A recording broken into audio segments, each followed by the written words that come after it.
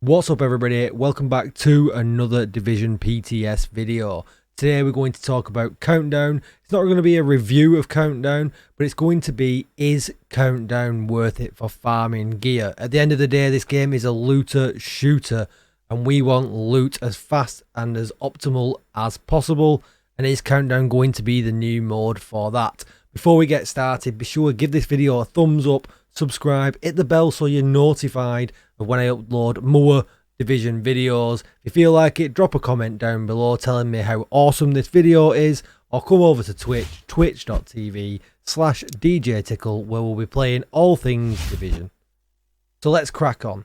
So with everything Countdown wise in mind, first of all what we need to look at is the vendor. So this vendor has got a restock timer. These items change. Actually, a really nice carnage in here off the bat. Just need some upgrades. We've got a forge and we've got a mop. As you can see, there's a named item cache in here. There's an optimization cache in here. But the big boy that we're all going to want, because we're going to need exotic pieces by the millions it seems, is the exotic cache. And that costs 224 of the brand new Countdown currency, which you can see here at the moment. I've got 272. So when we have a quick look at Countdown, you can see at the back, I'll pull up this first reward screen that you can see. So can you see from this reward screen here, it took me 14 minutes 40. This was in a group that was actually pretty good. Everyone was you know, pretty much a veteran style Division player, been playing a long time, well geared. And as you can see, we all extracted. We did all 3 encounters. The mission was complete. We got some dog tags as well, and we got an extraction bonus. Now, one thing to note, it certainly isn't worth doing all 3 of the encounters. It gives you 1 extra currency for about 5 minutes work. It's just not worth it. When you get into Countdown, do the 2 encounters and then just move on to the final encounter, get yourself extracted and get out as soon as possible. Another thing to note is that when you kill hunters, you have to collect the dog tag. So if you're splitting up into 2 different teams, which pretty much you are when you go into this game mode, you all have to kind of get together and make sure you collect the dog tags from the hunters that you kill so that everybody gets maximum currency at the end. Seems a little bit silly. I think I put it on the forums today. I think they should get rid of the dog tags and just give everyone the reward when you extract for the hunters that are killed. So that's, first of all, we're talking about the currency and how to get it. So you can see from this, I got 58. And then we're going to throw up a different photo from when we extracted. And again, you can see agents extracted was only 3 out of 6 for some reason. I'm not sure what went on there. We only did 2 encounters, which backs up what I've just said before. We only got 2 currency instead of 3. Totally not worth doing the 3rd encounter. Mission complete, same. We got 5. I got 8 dog tags, which give me a total of 24 of the currency. That's really where the money's at. Extraction bonus, 31. I don't understand why it's 31. Maybe 12 minutes 55 to 14:40 in the previous one. So there's obviously, maybe that's the where you get more extraction bonus currency. If anybody knows, drop a comment down below.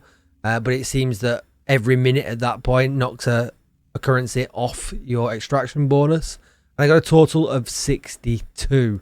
I did actually, on that run where I got 62, somebody got almost 70 because there was a hunter dog tag that I didn't collect as well. So you can get almost 70 a run. So with that in mind, almost 70 a run, if you want exotic components, it's going to take you around 4 runs to net yourself this exotic cache. So that's probably going to be the best way for exotics for sure. But what about all the pieces of gear? So just like Summit, if you go into the menu, you can hover here and you can press H on PC and you can select your targeted loot. If you are on the PTS, don't try and use these 2 at the bottom. You will not get any drops. They just don't work, even though these new gear sets are in here. But you, just like Summit, you can select all your targeted loot. If you've been watching the footage in the background, you do see that you do get a lot of loot. So within, we said 12 to 15 minutes this game mode's going to take you, depending if you're with a group of friends or if you're with randoms or if you're going in 2, 3, 4 man with a lower member group. But where the loot really comes down and where you're going to get all your targeted loot is killing the hunters. So if you kill 8 hunters, that's 8 named guaranteed drops that you're going to get from your targeted loot. So that's really where the quick, fast loot comes in. It probably is the fastest mode in the game for getting loot as it stands right now. One thing to note as well is when you're inside Countdown, when you complete a section, you actually get the access to open a chest, which is actually going to give you even more loot. There is also DZ type chests knocking around. They're never pointed out and you've got to be really careful when you're looking around. They're pretty tricky to spot, but once you know where they all are, that's even more loot in Countdown that we're going to have access to. The expertise XP that you get from Countdown at the moment is off. Yannick joined my stream the other day when he was talking to us and he said he thinks that there is a mistake in the PTS at the moment, pardon me, whether that's going to be in PTS 2 that launches, I think, hopefully by the end of this week. I don't know, so we'll have to see. But the XP, we're getting more XP than what we should have been, and therefore giving the impression that we're leveling up faster than what we actually will be when the actual mode gets put into the full live game. So my opinion is, at the moment, is that this is going to be the best place for get loot.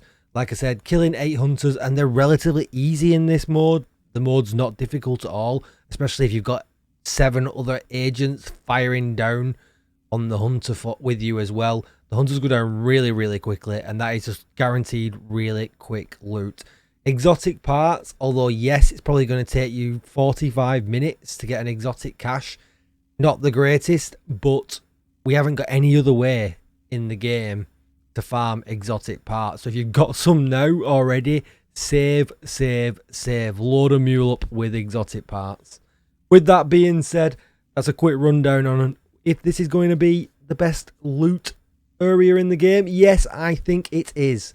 What do you think? Let me know down below if you agree with me. Come and check me out over on Twitch, twitch.tv/DJTickle. Don't forget to hit the subscribe, hit the bell for notifications, give this video an awesome thumbs up because I'm talking about loot in the game and not if this mode is trash. And I will see you in the next one. Thanks for watching, agents. Goodbye.